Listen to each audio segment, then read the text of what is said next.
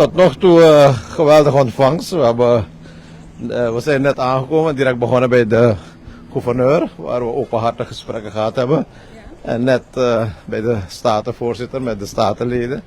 Allemaal met de intentie om de samenwerking uit te breiden, te verdiepen.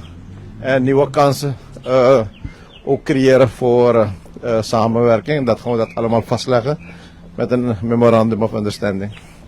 En wat zijn die eigenlijk mogelijkheden van de kansen in Suriname-Aruba? Kijk, historisch zijn al zoveel samenwerkingsgebieden al geïdentificeerd. Op het gebied van justitie en politie, op het gebied van veiligheid. Maar er zijn nieuwe kansen die ontstaan, met name op het gebied van de investeringen, op het gebied van voedselzekerheid, op het gebied ook van oil en gas.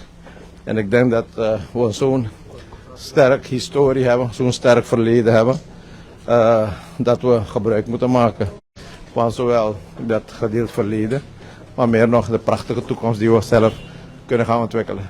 Dankjewel hoor.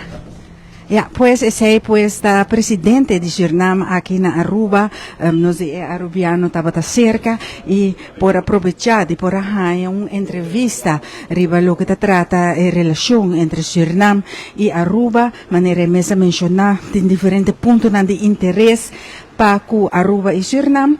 Prome etapa ta ding reunião na parlamento e agora que nang elaiega bestuurskantoor ta un reunião maneira antecipar ka pa paresimang prome ministra indica ku e presidente lo ta pari ora na Aruba e lo hace diferentes reuniões e depois lo via pa Corsol.